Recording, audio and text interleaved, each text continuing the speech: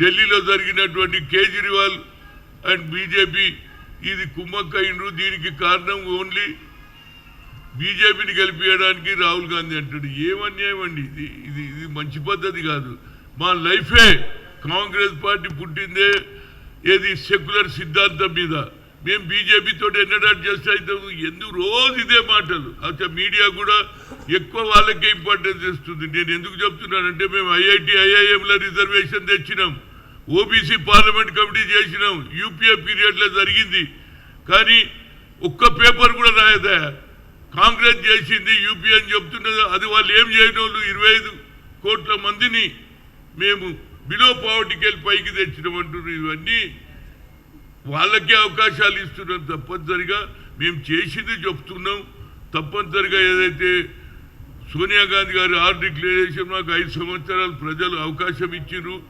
మేము 5 సంవత్సరాలు తప్పనిసరిగా ఇచ్చిన వాగ్దానాలు అన్నీ కూడా పూర్తి చేస్తామనేది నాకు నమ్మిక ఉంది. అదేవిధంగా నా ఉద్దేశంలో ఏంటంటే ఇక దీని మీద అదే విధంగా నేను 10 జిల్లాలు తిరిగి ఏది బీసీ డిక్లరేషన్ ఎక్కడ చేసినాం, కామారెడ్డిలో చేసినాం. దానికి సిద్ధరామయ్య కూడా వచ్చిండ్రు. దాన్ని కూడా ఇంప్లిమెంట్ చేస్తామని క్లియర్గా ఉన్నది.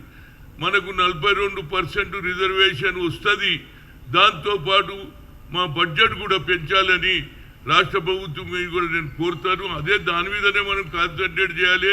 మనకు అవకాశాలు కుల వృత్తులకు కూడా న్యాయం జరగాలి. మాకు సరి అయిన బడ్జెట్ పెంచాలని నేను కోరుతున్నా. రేపు ఏదో మన దీని మీద ఏది కులగన ఏ విధంగా జరిగిందనే దాని మీద డెమాన్స్ట్రేషన్ ఉంది. రేపు దాంట్లో పాల్గొంటాను. దాంట్లో ఏదైనా లోతుపాతులు ఉంటే అపోజిషన్కు అడ్వాంటేజ్ ఉంది, మీరు అడగండి, మేము కూడా అడుగుతాం. కానీ ఈ 16 నుంచి 28 వరకు జరుగుతుంది. దాంట్లో అందరు పార్టిసిపేట్ చేయాలంటున్నాను.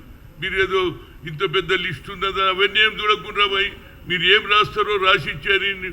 కులం ఏంది, కుర్మలు ఉంటే కుర్మలు, యాదవులు ఉంటే యాదవులు, 300 రోజులు ఉంటే 300 రోజులు, గౌడ్ అంటే రాయండి, ఇల్లు పేరు రాయి, ఇంటి నంబర్ ఇవ్వండి, పేరు రాయండి, కుటుంబ సభ్యులు రాయండి. ఇక మిగతా ఏమైనా ఉంటే దాన్ని ఇడిచేయండి. ఇక దాని గురించి మీరు ఆలోచన చేయకుండా నీ కొడుకేడు ఉన్నాడు, ఎప్పుడు ఎంత పంపి, ఇవన్నీ ఎందుకు? నా ఉద్దేశంలో తప్పనిసరిగా మన కులము, మన పరిస్థితి ఏంది, ఒడ్ల పని చేస్తావా, కమ్మరి పని చేస్తావా, ఇది మీరు రాసి చేయండి అనేది నా ఉద్దేశం. ఎందుకంటే ఇంత పెద్ద లిస్టు ఉన్నదని కొందరు, సరే కొందరేమో అరే ఇది అయ్యేది కాదు పోయేది కాదు అన్నట్టు కూడా. మరి ఈ పొలిటికల్ నాయకులు కూడా మరి మీరు చెప్పినారా బాబు, కులంగానే తిరిగి చేసుకోమని చెప్పినా మీరు? అదే బీఆర్ఎస్ని అడుగుతున్నా. మరి మీరు పెట్టినప్పుడు ఎంపీ చేసిండ్రు, మీరు సకల జనరల్ సర్వే చేసిరు కదా, దాన్ని ఎందుకు దాచిపెట్టిండ్రు? అంటే మీకు ఒక విధమైన దురుద్దేశం ఉంది. అరే ఈ జనాభా పెరిగితే మళ్ళీ వీళ్ళు రాజకీయంగా పెరుగుతారని మీరు ఆపిండ్రు. అది క్లియర్గా కనిపిస్తుంది. ఇప్పుడేమో బయట పెట్టి మేము పెట్టినాం. ఆనాడు ఎందుకు లేదు? మీరు సర్కార్లో ఉండి కులగన చేసి ఆ కాయిదాలు కూడా దాచిపెట్టిండ్రు. ఇప్పుడు అన్ని కాయిదాలు బయటకు వెళ్తున్నాయి. నేను అడిగినా మన కులగా గతంలో ఉన్నదంటే రిపోర్ట్సే లేవన్నారు. ఆఫీసులో ఇప్పుడు అన్ని బయటకు వస్తున్నాయి. మీరే దాచిపెడతారు, మరి మీరే లొలి పెడతారు.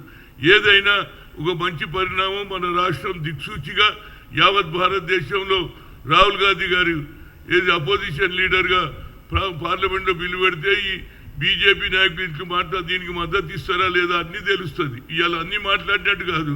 ఆనాడు కూడా ఏమన్నారు, సుప్రీంకోర్టు కొట్టేస్తే సోనియా గాంధీ దగ్గర పోతే బిల్లు పెట్టితే అందరు భయపడి పెట్టారు. ఎందుకంటే మా జనాభా ఎక్కువ, మా ఓట్లతోనే గెలుస్తారు కాబట్టి దానికి అందరూ ఒప్పుకున్నారు. దానివల్ల ఇవాళ వేల సంఖ్యలో ఇంజనీర్లు అవుతున్నారు, all India institute of medical సైన్స్లో డాక్టర్లు అవుతున్నారు.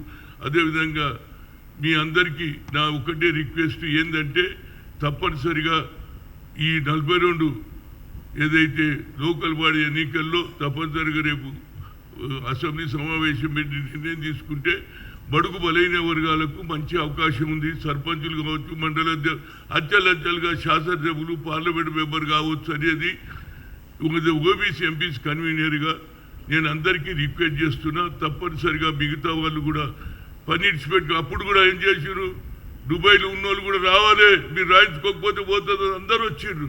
మరి ఆ లెక్క మీరు దాచిపెట్టిండ్రు ఎందుకనేది నేను అడుగుతున్నా. ఇవాళ అడుగుతున్నాను, మీరు ఆనాడు పెట్టినటువంటి పంచాయతీ లేదు కదా, మీకు దురుద్దేశం ఉన్నది. ఇప్పుడు చేస్తుంది కాబట్టి దీన్ని ఎట్లన్నా అన్పాపులర్ చేయాలి అనేది అపోజిషన్ ఆలోచన. ఇప్పటికన్నా ఆలోచన మార్చుకోండి. ఒక అవకాశం వచ్చింది, అవకాశానికి తప్పనిసరిగా అవకాశం తీసుకోమని చెప్తున్నాను నేను. Thank you. Subscribe us and press the bell icon for more interesting updates.